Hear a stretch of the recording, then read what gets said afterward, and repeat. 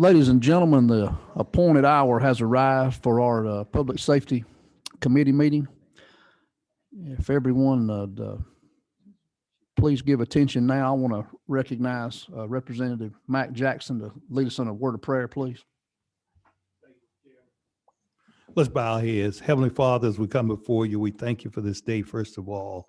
We ask for your blessing. We ask for your wisdom as we go through these series of hearings, Lord. Lead and guide us. Show us the path that you would have us to walk, and we'll be sure and give you the praise, the honor, and the glory. In Jesus' name, amen. Amen. Thank you. Thank you. Thank you, everyone, for being here with us today.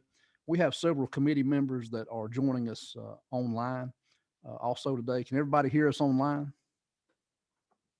Everybody there? Yes, sir. I sure can. Okay, we got Rick Jasperse online.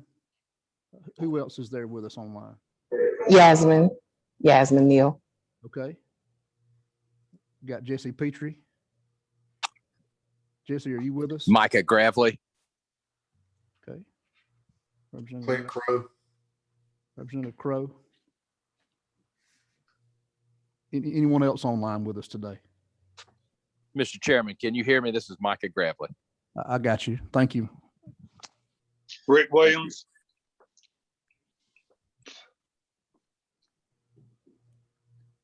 Anyone else out there? Rick Williams. Thank you, Rick. Yes, sir.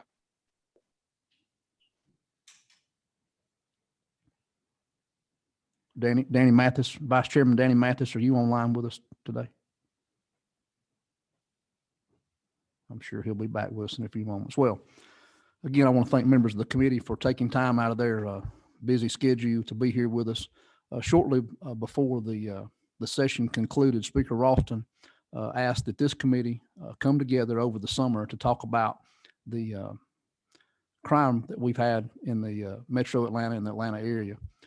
It's just been a huge increase. It's been a concern for our speaker. It's been a concern for our constituents and been a concern for those who live in the Atlanta area. I want to say that this committee wants to dig down and look at the facts. There's going to be a lot of politics involved in this, and we want to try to sidestep that. And we want to have productive hearings that can get down to exactly what's going on. Because as you all know, the success of the city of Atlanta is directly impacted by the success of Georgia and vice versa. And I want to thank you for coming together today. And this is really just going to be a brief organizational type meeting. I want to be respectful of the committee members' time, especially as we move into the summer. I know that many of you have plans that you have.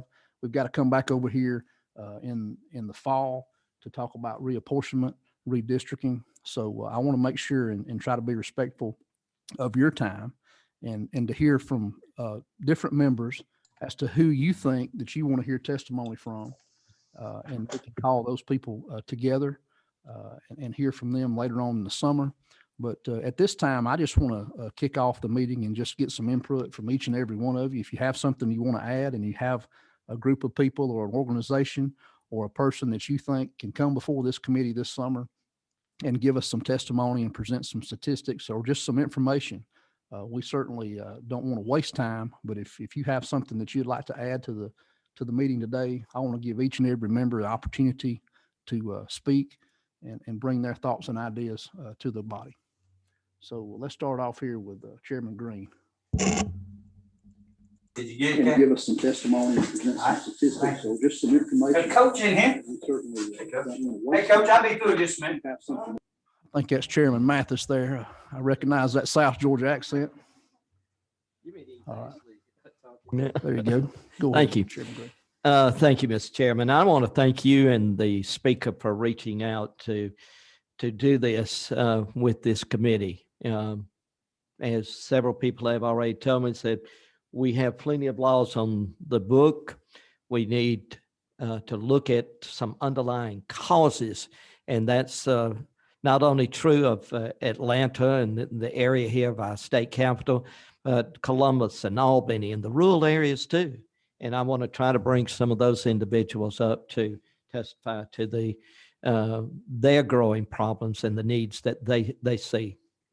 Okay. Chairman Powell. Thank you, Mr. Chairman. It's interesting to me that for this meeting to be called in the purpose. And you said it right on that, Atlanta's the capital city of this state. We're our focal point. And what's good about Atlanta and the metro area, which has always been considered the engine of the economic train in Georgia, it's very important. But we've seen over a period of years the change and transition. It's either the politics in Atlanta or the politics in the surrounding counties, the expansion of the metro area. But we've also seen some other problems that are of concern, and that's respect for the law enforcement agencies and law and order. And when I talk about that respect, that's a direct level of respect for the laws that are on the books. Now, we know that we have a lot of laws that are questionable at times. That's the reason we come up here the second Monday of every January to try to change certain things. We've recent years, we've done medical marijuana. We've done a lot of different things that were those little small issues that was rationale for law enforcement. And I understand that. But there's a bigger problem at the mix here. It's the socioeconomic problems that the Metro Atlanta, they encompass. Specifically, I have problems as I look at the news every morning from up on Lake Hartwell. Maybe I shouldn't say where I live at, because I certainly don't want some of these folks coming up to Hart County very much, especially the ones that are have a propensity to violate the law. But I look at the news every day and I'm just aghast at what I see. 30-something years working on public safety issues in the legislature, motor vehicle issues, and all of this. I go back to an issue we've talked about for years, and it's hard for me to believe that young people violate the rules of the road, whether it be the drag racing or, whatever it is that they do. But that's just a small part to it. That's nothing like the more serious crime, the assaults, the break-ins, the active shooter issues, the black on black crime, which is of a major concern to me, because I've always been of the opinion, if you can't respect your own neighborhoods and your own people, how can you be expected to respect the others? Now, there's other things that we've looked at. I noticed that the Buckhead Coalition was passing out their brochures, and I certainly don't think this is about Buckhead cityhood, this meeting. This is about getting into the gist of an issue of what needs to be done. That's another issue that'll come up and go to a different committee than public safety, and hopefully different than regulated industries at that time. But we need to start digging into it.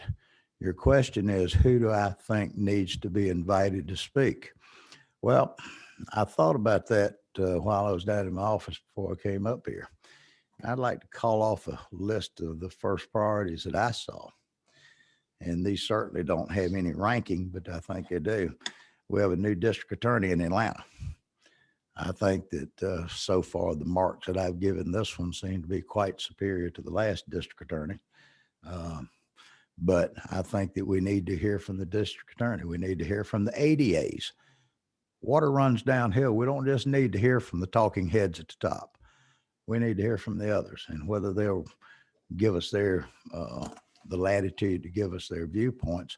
I think we need to make that available to them. Law enforcement. It's not just about listening to the chiefs of the police and the folks who have the brass on their shoulders. We need to be talking to the rank and file police officers.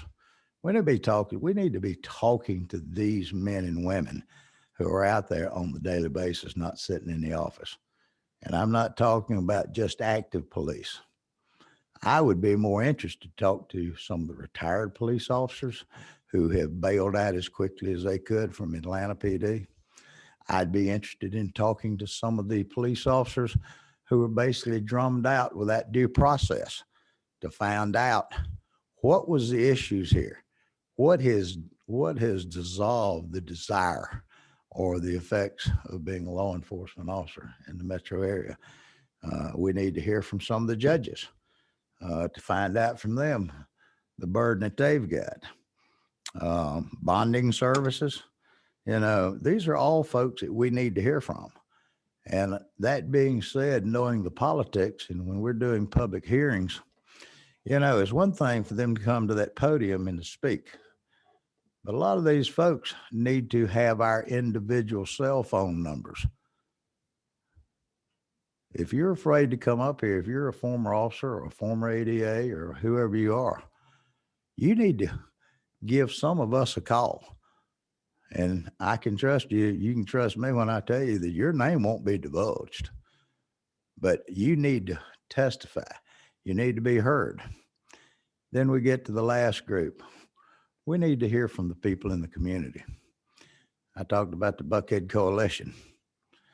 I remember when I was a kid when they built Lenox Plaza, and I used to come up and spend the summers up here with my aunt and uncle, and that was their punishment for not having children when my parents used to send me up here. But I remember when Lenox was built, and it was always a great place to go shop and all of that.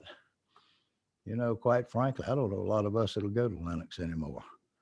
Towers Liquor Store, good folks that run that facility over there. They've changed their operation because of carjackings, because of assaults. They've quit handling certain products in their retail store to try to disincentivize some people from coming in there. So, these are issues, but we need to hear from the merchants. We need to hear from the citizens, not just in the business community, but we need to hear from a lot of the citizen activists in some of the communities where black on black violence is so prevalent that it's a concern to me when I turn on the news and I hear about people going through a neighborhood and shooting through windows or shooting children. This is totally unacceptable. And we need to reach in to find out what it will take, despite the political agendas of so many groups today that have negative connotations toward law enforcement. But we need to figure out what it's going to take to put this ship back right in the water. Because if you don't have strong public safety, then you have chaos. Thank you. Thank you, Mr. Chairman. Representative Jackson. Thank you, Mr. Chairman. Thank you for this meeting and for this Public Safety Committee to be involved in it. Certainly think that there are a lot of issues that are going on. I live in rural Georgia. I don't live in Atlanta, and I can't really articulate the issues here in Atlanta except for what I read and see on the news. But I do think the crime is a problem. And as Chairman Powell said, there are a lot of groups that we need to hear from, I think. I think we need to hear from citizens, the citizens that live here in Atlanta, activist groups, also churches. We need to hear from the church group, the faith community about crime here in Atlanta. And there's just so many moving parts to this issue. I don't think that there's just one size that fits all when you come to crime, because we not only have it in Atlanta, we're experiencing a rise in crime too in rural communities also. I've talked to some of the law enforcement in our areas, and they talk about gang activity that's happening right now in rural Georgia. And we're trying to put together some community hearings on the same level as this to hear from our citizens and hear from different activist groups concerning this gang activity. But to get a handle on it is good, and I think we're moving in the right direction. So I'll be here for the meetings. I'm interested to hear from the different speakers that will be involved in this so that we can all learn together as to how we can get things back to where society used to be, or we can get a handle on this. Thank you. Thank you, Representative. Representative Workheiser. Thank you, Chairman. It's hard to add to the group that's already been listed.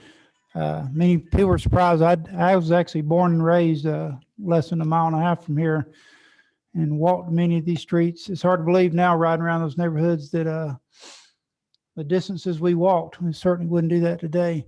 In addition to a lot of the groups that have been mentioned, leadership matters. And I think we ought to invite the mayor here. I think she has given some broad stroke measures. It'd be interesting to hear some specifics now that she's obviously had some time to think about it, and for us to be able to question what implementations are now being taken place. So that would be my only addition to all the fine groups that have been mentioned. Thank you. Representative Evans. Thank you so much, Chairman. Yes. So I believe I'm the only committee member that has City of Atlanta in the district. Is that, but I'm not sure about Yasmin. Is that true? Yasmin? Yeah. So I'm a part of the Atlanta delegation, and I live in DeKalb County though. So most of Atlanta is in Fulton, but we have portions in DeKalb. So I agree with many of the sentiments of my colleagues here about groups to invite. And so in addition to all those that have been named, I would ask that we include the chair of the Atlanta delegation, Representative Holland, and also the chair of the Fulton delegation, David Dreyer, because they're familiar with these issues coming up within their own communities. And in addition to all these other groups, the Atlanta DA, I wondered if you wanted to include the DeKalb DA. The Atlanta DA actually handles the City of Atlanta crime, but in Metro Atlanta, DeKalb is, right there. And so, that's another possibility if you wanted to broaden to that. And I agree about inviting the mayor and the chiefs of police and community members and churches and those affected by crime, those that have been experiencing the crime. I also wanted to ask us to invite people who've studied the issue. So people maybe at our academic institutions from University of Georgia or Georgia State or Kennesaw that, have a background in this area. So, subject matter experts in this area. And one other point I would just like to make is that it is true that I've talked with Representative Holland, and it's absolutely true. We've had this rise in crime in Atlanta, it's up 60% for murder, aggravated assault, and auto theft. And then for robbery and larceny, it's actually down a little bit, but this rise in murder, aggravated assault, and auto theft, this is something, it's happening in like 63 of the 66 metro areas. So it is, across our nation. So that's where perhaps, experts that study this can help us understand those issues too. I think that's it. And then also, I agree with Representative Green. If we want to look at root causes, I'm interested in hearing from the Southern Center for Human Rights as well, because they've done a lot of work in this arena. And and then we may want to look at criminal defense and prosecuting attorneys as well. Thank you very much. Representative Holcomb. Chairman, I'd be interested in knowing more about what the deliverables are that you're anticipating. And what I mean by that is for the short term, are we looking at the allocation of state resources and making recommendations in that regard? For the long term, are we exploring potential policy initiatives that might be considered in the 2022 General Assembly?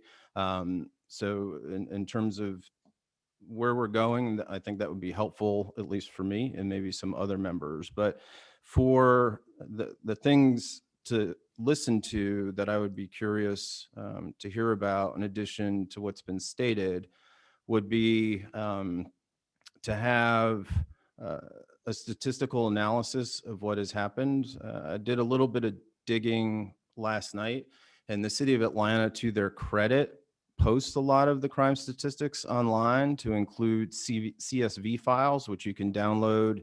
And then I didn't have time to take the categorical variables and turn them into numbers and then run various statistical analyses, but that can be done. And we can look and see, are there any correlations that can be identified between different variables and outcomes? Of course, correlation is not causation, but to have both against a backdrop of maybe several years. So is what we're looking at an aberration, or is it a buildup? And can we then use some statistical analysis to inform where crimes are happening for the allocation of resources and potential interventions? I think that would be helpful because the data is there, but we need to have it interpreted for us in a way that's meaningful that we could then potentially act upon it. The other thing that I'd be curious to know, and I think it's challenging, just like many of the public policy issues that we deal with, because crime is a multivariable issue. We're coming off of, or hopefully at the tail end of a pandemic. So my sense is that has impacted crime, but do I know exactly how? No. My sense is economic insecurity has impacted crime. I think all of us have received a massive flow of emails from constituents who either waited an extremely long time or never received unemployment benefits. So is there a connection there? And maybe there's something we can do to leverage state resources to help alleviate some economic anxiety. And just overall, to do this in a very thoughtful way of both trying to address the short-term issue, because everybody should live in a place of safety. So I am certainly supportive of trying to help reduce the incidence of crime, both in Atlanta and across our state. But then are there some lessons that we can take from this to then inform future policymaking? And the last thing that I'll say on it is, from time to time, I take a look at the state's correctional data for prison. And if you look at that, you'll see that like 91, 92% of those who are in our state's jails have a high school degree, a GED or less. And so you have to recognize, or the state has to recognize, that education is a tie here. It is not going to fix what is happening in the next weeks or months or anything. It is not a short-term issue. But if we are trying to take long-term paths towards this, I think all of those things I'd be considered. And I'll close with, it loops back to my initial question of what are the things that you're looking for from this committee? Are you looking for short-term and long-term solutions, or are you mostly focused on the short-term? Thanks. Thank you, Representative. You brought up some very great points there. And I would say to the committee that I would say we need to be looking at both. I think that we can see that the ship is in the middle of a storm. We're losing a war on crime. And I think you have to look both short-term and long-term with what we're going to dig into. We have some members that are online that would wish to speak. Representative Neal. Representative Neal, you with us? Yes, I am. Can you hear me? Go ahead. Yes, ma'am. We have you. Hi, thank you, Mr. Chairman. Thank you for everyone being. So yes, I do want to piggyback on what Representative Scott Holcomb mentioned in reference to bringing out individuals from the analytical arm of this issue in the criminal statistics space. And definitely, I think like Representative Becky Evans mentioned, the collegiate researchers as well will be very important. And just organizations on the analytical side, and I can actually get you some specific names of those entities as soon as possible, Mr. Chairman. But yes, like Representative Scott Holcomb mentioned as well, sometimes these issues arise because, you know, the situations has changed, the world has changed. So quite naturally, property crime goes down during the time of COVID because everyone's at home. So people don't tend to break into homes that are occupied. But at the same time, peer-to-peer crime does go up because, you know, people are at home and they're enclosed in in one space together for, extended amounts of time. And so that creates tension. And that same thing also occurs during some of our holidays. In my experience, for Christmas, New Year's, Thanksgiving, the times of the year where people are together in a more long-term fashion, crime tends to go up in that when it comes to peer-to-peer crime. So I'm looking forward to continuing this conversation. I'm looking forward to getting you these names so we can actually see what we're dealing with from an analytical perspective and pinpoint exactly what happened or determine if this is an anomaly. And in the meantime, thank you so much, Mr. Chairman, and I'll yield. Thank you. Who else is online there? Representative Gravley, if you want to speak at this time, we'll recognize you. Thank you, Mr. Chairman. Can you hear me okay? We got you. Thank you, sir. I appreciate all the committee members being there today and those of you that are online as well as in person. Mr. Chairman, I'd like to I know that one of the Atlanta Police Union representatives, longtime detective with the department, lives out in our area, in that Douglas Villarica area, and has had some very interesting data come through about how many officers the Atlanta Police Department has lost in the last year, how many officers they are down, shift patrols that are not being manned, neighborhoods that no longer have patrols because the officers have left the city of Atlanta. This data is real and factual data. So how many positions are open with the city of Atlanta Police Department, why the officers have left, why they've gone to other surrounding communities, municipalities, and county sheriff's offices.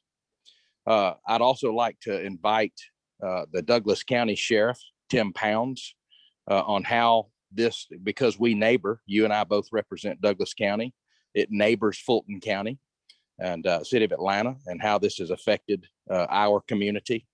Also, Chief Gary Sparks with the Douglasville Police Department to get an idea of how maybe resources are being utilized and how that is affecting our community on that Fulton industrial area or side of Atlanta. I too agree with a lot of what all of the committee members have said, I'd like to see the data taking into account the last year of COVID, taking into account the economic aspect of things. I too have constituents.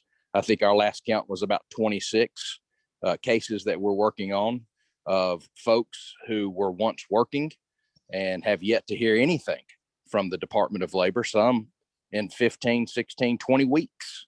I've not even got a return phone call or email confirmation that their applications were even accepted. We continue to deal with that, as I know my colleagues on both sides of the aisle are dealing with that and working diligently trying to serve these constituents and their needs. I would also be interested in hearing from the different groups that represent both associations in the state, from different communities and neighborhood communities that have formed to address the crimes, to address the break-ins. I was at the Capitol yesterday for a meeting, and one of the members of our judiciary has an apartment or a condo just down the street, a couple of blocks from the Capitol. And they said for every night from 11 a.m. to or 11 p.m. to 3 a.m., the street racing that's going on keeps them up. They're probably going to have to sell or end the lease because they literally, whether it be motorcycles, four-wheelers, or cars, the street racing that's going on in that community or in those side streets is just unbelievable. So those are the comments. I appreciate everybody else's comments. Mr. Chairman, I appreciate you chairing the committee, and I look forward to us finding solutions that are going to work for the members of these communities in the surrounding metro area. Thank you. Thank you, Vice Chairman Gravley. Who else do we have online that wishes to speak today? Representative Crowe, are you there with us? Would you like to go ahead and be recognized? Yes, sir. Thank you, Mr. Chairman. I echo much of what all of my colleagues have said and who we need to talk to. I think it's a pretty exhaustive list of folks that we need to talk to. I do appreciate Representative Gravley mentioning the police union. I'd also like to reach out and try to talk to the Fraternal Order of Police and the Georgia Association of Chiefs of Police. I think that I have friends, I'm a former law enforcement officer, and I spent many years working as a patrolman and an investigator with the Metro Atlanta Police Department. And so I still have a lot of friends that work with the Atlanta Police Department and surrounding areas. And they are short. They are many, many open positions that can't be filled, and that has to be addressed. But I think more so than that, we have to address the morale of those that still work there. You know, with the crime that's going on, we don't have, in order to stop some of that crime that's going on in certain areas, you have to have more proactive policing. All the statistical analysis is great to tell you where the crime is, but in order to stop that, you need to have proactive policing to go out and do that. And right now, I think that a lot of the officers are hesitant to go out and proactively police because they fear a lack of support from their superiors and the city. And I think we need to try to look at ways that we can help stem that and make sure that we root out the officers who are not doing a good job, but that we wholeheartedly support the officers that are doing a good job and make sure they know that they have our support for going out and enforcing the laws that we pass. Thank you. Thank you. I think we have Chancellor Rick Jasper, Chairman Rick Jaspers, who is here with us online. Chairman Jaspers, the floor is yours. Hey, thank you very much, Mr. Chairman. I appreciate you taking on a very difficult subject. You know, it'll be difficult more as we move on. Just listen to the questions and the people we want to speak. But I just want to tell you, in rural Georgia, you know, crime has no bounds. You know, just recently we had somebody from Atlanta, you know, kill somebody and bring them to LJ to get rid of them, you know, up in my neck of the woods. And I hate that. That's the sort of thing that's happened. And we're covered up with people moving to North Georgia right now, fleeing. If you talk to them in the barbershop or in the grocery store, you know, they're fleeing crime because they're scared, and they're scared for their families. And it's something we need to get a handle on. You know, a couple of things I thought of thinking about this meeting today is, like others have said, statistics. You know, I'm just curious what, you know, APS and others, there's crime statistics. I've seen some maps that Scott talked about, but I'd also like to see 911 calls that are placed for law enforcement help. You know, that way I think we could compare and see, you know, some things that are charged versus what people are scared of, and looking at what's out there. I'd just like to see some of that data. You know, and I, like Chairman Powell, I would really like to hear from law enforcement themselves, you know, not as he said, the administration, but street folks, those people who have been let go, and those who have left. I think they're going to give us the best insight of really what's going on, and maybe even some good solutions. And, you know, the people I feel sorry for, I think you mentioned it, Mr. Chairman, you know, Lenox Small having to put in metal detectors to go in there. You know, I went there as a child, and all through taking my kids there for Christmas. It's absolutely crying shame that's going on. And the burden that crime is created for these businesses. I know that's a lot. You got a lot. Boy, you got Miss Abby. You've given her a lot of things to work on and speakers to get. Don't keep her too busy. I got work for her to do too. But I appreciate you and the seriousness of this committee to look at. It's a very important issue. Thank you. Thank you. Hope things are good up there in Jasper. Got my tomatoes planted. They are. Good deal. All right. Representative Frazier, are you with us? Would you like to give some testimony and speak here today? Yes, sir. Good afternoon, Mr. Chairman. Can you hear me? We got you. We can see you too. Yes, thank you. And thank you for having this meeting. I think pretty much as it relates to speakers, mostly I agree with all the recommendations that have been currently made, but I just wanted to also talk about something we don't talk about a whole lot, and I look at it as a big elephant in the room, but we need to also address the gun issue.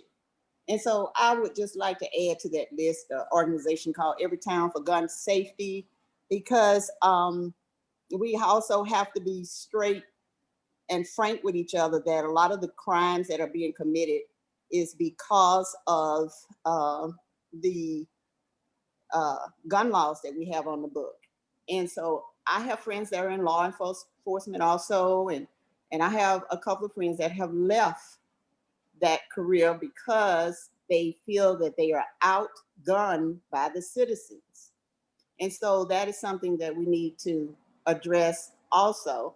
And we need to, as far as the academia part, bring in the psychiatrists to talk about why we're at this point, not just for COVID, because it's not just an Atlanta problem. I'm here in Burke County, and I have a town right here in Waynesboro, Georgia, and we have an increase in crime. But a lot of times it's domestic, and a lot of it was done during COVID when everybody had to stay at home. So I appreciate this conversation, but this is just not about Atlanta, because if we do a comparative analysis and bring some of the other cities with the same population across the country, and that would also be a good idea to bring some outside experts in that are also having the same problems in other major cities, and maybe a couple of them, and address the issues and see how they are also dealing with these issues and what they have in place. And I'm hoping the outcome of this will be something that we can bring back in 2022 to address these issues and possibly put more funding in place and mechanisms in place that will help us deter the crime and reduce the crime here in Georgia. Okay. Thank you. Thank you, Representative Frazier. Chairman Jesse Petrie, you're recognized at this time. Thank you, Chairman. Can you hear me? Got you. Thank you, sir, and I appreciate your leadership, Chairman, on this very important issue. As I think most of my colleagues here recognize, we have a serious problem with crime here in Savannah as well. And indeed, 7 years ago when I ran for office, I ran largely on that issue. And most of y'all are aware that much of my efforts in the legislature have been focused on crime, particularly on the parole process.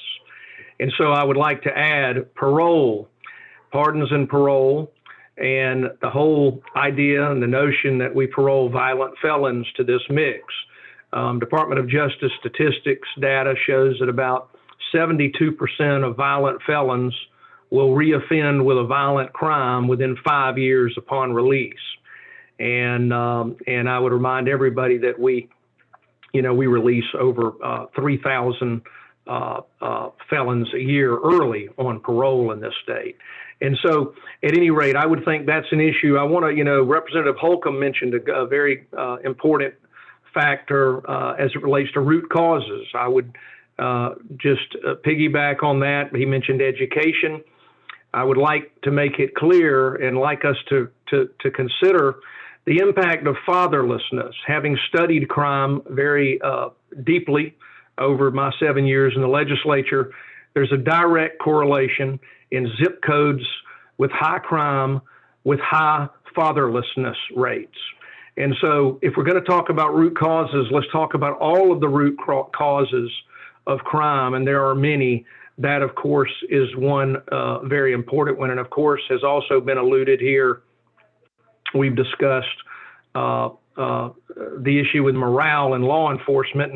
And again, most of my colleagues here know that we added about a 20% increase to our Georgia State Patrol salaries recently, because for the first time in history, we could not fill the ranks of our classes to recruit Georgia State Patrolmen. We clearly have morale issues. So there's so many issues, some of which have been touched on.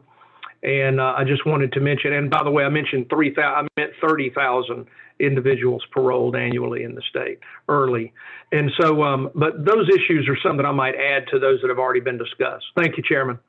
Thank you. Hope everything's well on the coast down there where you are. Yes, sir.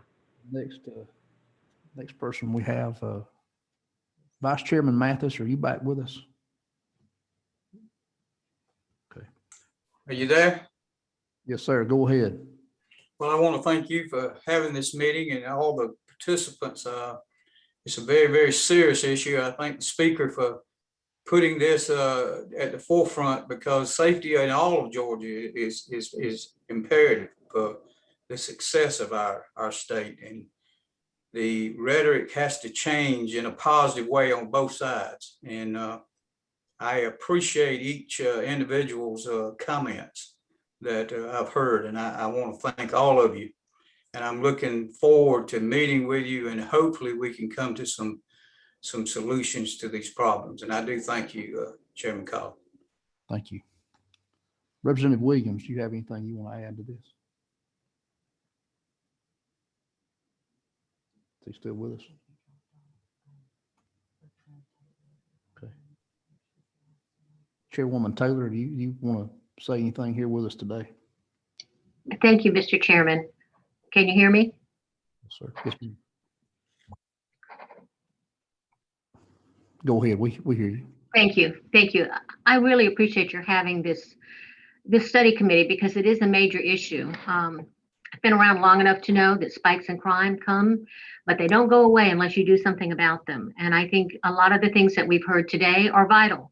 We need to hear from the mayor. We need to hear from law enforcement officials, preferably those that have been successful in cutting their crime rates. I think there's a lot that can be done. I think we need to hear from the victims. We talked about looking at the 911 reports. I want to see the response time. How are people being served by their local law enforcement? I think this is very important. And as we look to why there are spikes in crime, poverty's always been with us. There's always been excuses, but we cannot let that continue. And again, another issue that I think right now is vital is mental illness. That has got to be part of what we look at when we do these. I am very grateful that we're doing this study. We have got to find an answer to this. Atlanta has been the engine that runs Georgia.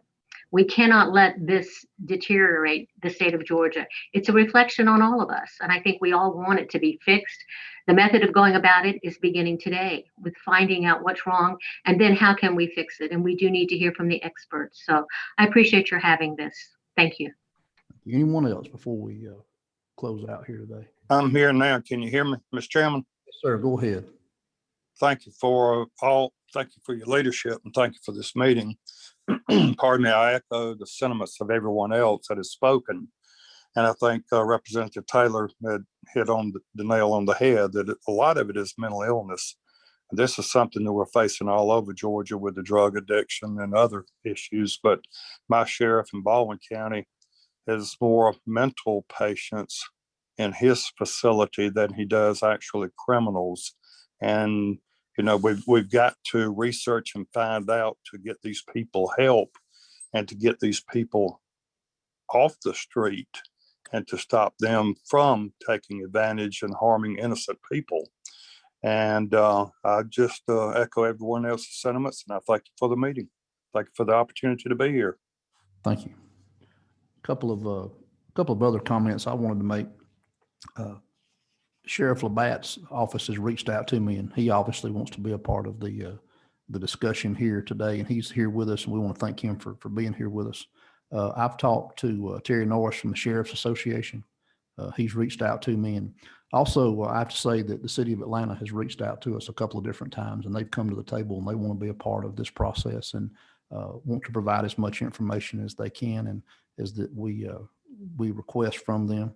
And I obviously want to hear from Colonel Wright with the Department of Public Safety, and thank Governor Kemp for his efforts in utilizing the Department of Public Safety and the State Patrol to step in. I know they've been doing some things on the weekends, and I think that's been working. So thank them for that, and we're going to hear from Colonel Wright. So as far as moving forward with this, when we depart here today, I want you to send in some dates that you are not available during the summer. Again, I know we're going to be back over here in the fall, so I don't really want to spend my whole summer tied up on this issue, but we need to spend a few days to look at this. So if you'll get with my assistant, Ellie, get some dates. I want to try to be respectful from all the committee's time, and maybe some of you can't make it, but we want to make sure that we can have as many members possible to be here to give some testimony and to hear from those who are going to give testimony. I have my own personal opinion about this, and I want to share that with you. I've heard from members of my committee. I think we're putting the handcuffs on the wrong people. I think we've handcuffed law enforcement for far too long. And I think that you're going to see some of the things that we're going to hear from our officers who have departed APD and some of the other jurisdictions that they feel like they can't do their job because leadership doesn't have their back. That's what I'm hearing. That's what I've heard as the chairman of this committee for several weeks now. And I also hope that, as Chairman Powell pointed out, if there's an officer out there that wants to speak to someone on this committee, I would encourage any peace officer who is dealt in the city of Atlanta to please reach out to this committee and feel like you can speak. So I appreciate those who are here with us today. I have one more comment. Representative Holcomb, you have something you'd like to say? Yes, Mr. Chairman. It's actually a question of, in terms of planning, what is your sense in terms of the length for the hearings? Are you expecting a few days? I would like a couple to see over us, time? I would like to see us do 2 days, maybe back to back, a day or a day and a half. I mean, we can sit here and hear so much testimony, but we're going to get together with the Vice Chairman Mathis, and I'm going to sit down with him, and we're going to kick around some ideas and have something for you. Hopefully, have a series of committee meetings later on in June. So have a couple of days in June, maybe have a couple of days in later July, because I know the holiday, 4th of July coming up, Independence Day. We don't want to be here during that time. So that's what I'm looking at. If you have another suggestion, I'm open to hearing that. No, that sounds fine to me. And ordinarily we operate with a subcommittee process. Do you envision that as well, or are we mostly going to be full committee? I don't anticipate this being a subcommittee process. Okay, thanks. Anyone else at this time? We know, I know we have several people that want to speak, and we're going to give you an opportunity to speak, but this is just an organizational type meeting. And I know that I've spoken with many of you offline. And if you want to hang around and speak with any committee members, please feel free to do so. Chairman Eddie Lumsden is with us online. Chairman Lumsden, do you have anything you'd like to add before we adjourn this meeting?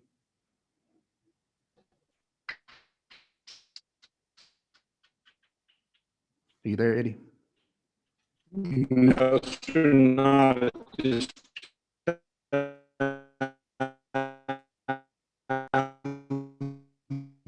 Yeah, I think appreciate it. there's that need for rural broadband.